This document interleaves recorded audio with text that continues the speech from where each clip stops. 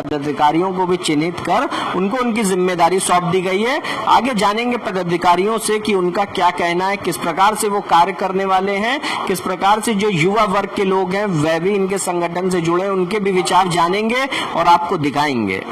इस समय हमारे साथ में है क्षत्रिय महासभा संपूर्ण भारत एवं विश्व के प्रदेश अध्यक्ष ठाकुर धर्मेंद्र सिंह। उनसे जानेंगे आज की बैठक का उद्देश्य क्या है, किस एजेंडे पर उनका संगठन कार्य कर रहा है, क्या कहना चाहेंगे आज की बैठक के बारे में। आज हमारी राष्ट्रीय कार्यकारिणी की बैठक चल रही है।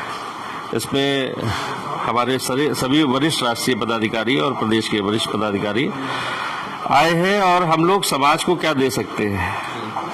अगर आप क्षत्रियों का इतिहास देखेंगे आदिकाल से, तो क्षत्रियों का इतिहास रहा है सर्व समाज को लेकर चलना और सभी समाज के सभी वर्गों के लिए काम करना एवं उनकी रक्षा करना। हमारा जो इतिहास रहा है भगवान राम से लेकर, भगवान राम ने शबरी के जूठे बेर तक खाए थे और समाज के सभी वर्गों के लिए उन्होंने कार्य किया था।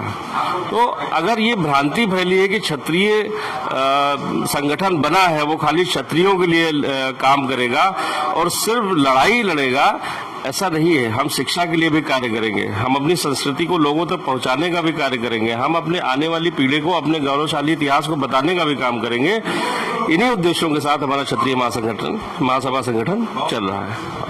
तो आज की बैठक में जिस प्रकार से पदाधिकारियों को चिन्हित कर उनको उनकी जिम्मेदारी भी सौंपी गई है, तो क्या कहना चाहेंगे अपने संगठन के चिन्हित पदाधिकारियों से, किस प्रकार से जो राष्ट्रीय स्तर पर कार्य करें और जो लोगों की सेवा करने का निरंतर काम आपका संगठन कर रहा है, इसके बारे में क्या? देखिए, क्षत्रिय समाज में युवाओं में काम करने में और लगन वाले युवाओं की कमी नहीं है। उनको ऊर्जा से भरे हुए हैं वो। उनको एक सही मार्ग देना, एक सही संगठन देना, एक सही दिशा देने का काम क्षत्रिय महासभा संपूर्ण भारत संगठन कर रहा है। हमारे क्षत्रिय समाज के जो युवा बच्चे हैं ऊर्जा से भरे हुए हैं, उनको समाज में जाकर समाज के लोगों से जुड़कर कैसे उनकी मदद करनी है, यह मार्ग हम उनको बता रहे हैं। इसी क्रम में कई क्षत्रिय युवा आज संगठन से जुड़े, जिनमें हमारे लखनऊ विश्वविद्यालय के छात्र नेता वर्तमान में हैं नीरव प्रताप सिंह, उनको प्रदेश का उपाध्यक्ष एवं प्रवक्ता बनाया गया है। इसके अलावा अन्य लोग भी संगठन से जुड़े हैं। चल रही है, इसमें हम लोगों ने कई प्रस्ताव पारित किए हैं। इसमें एक प्रस्ताव तो ये है कि जो हमारा गौरवशाली इतिहास है, भारत का इतिहास जो गौरवशाली इतिहास है, उसमें क्षत्रिय समाज भी सम्मिलित है। उस इतिहास को, चूंकि हम लोग लगभग 800 वर्षों से अपने इतिहास को ही नहीं जान पाए, जो हमारा पुराना इतिहास था वो तो नष्ट कर दिया गया। उसके बाद मुगल आए, वो दरबारी पत्रकार, दरबारी लेखक थे, उन्होंने वही कहा जो राजा ने कहा, वही लिखा उन्होंने। तो जो वास्तविक इतिहास था, उसके बाद अंग्रेज आए, उन्होंने भी अपने मन का लिखा।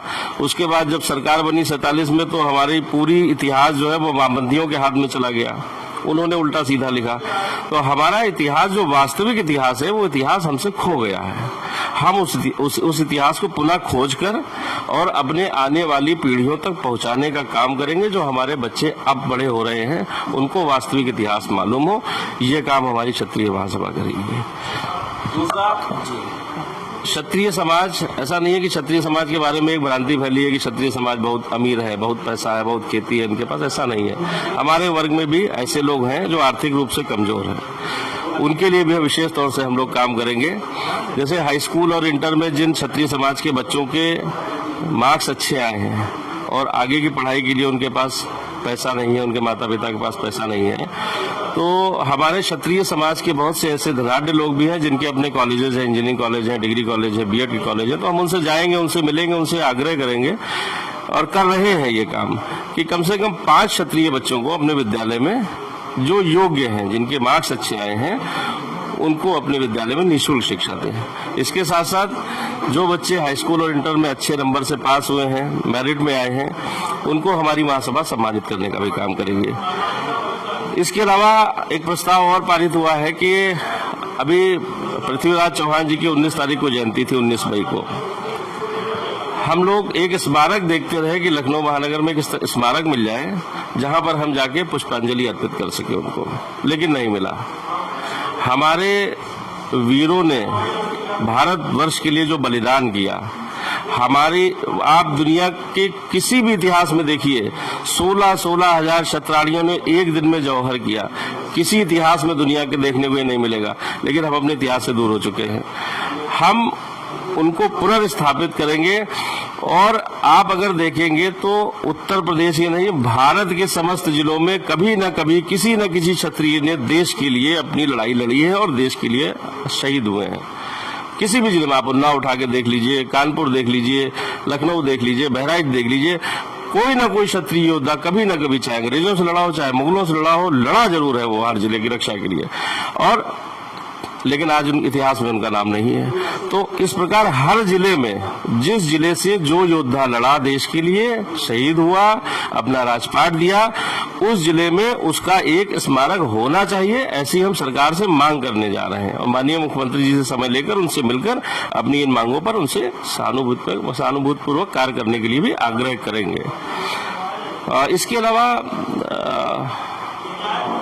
और कुछ विषयों पर चर्चा हुई है जिसके बारे में बाद में आपको अवगत कराएंगे। तो बहुत बहुत धन्यवाद।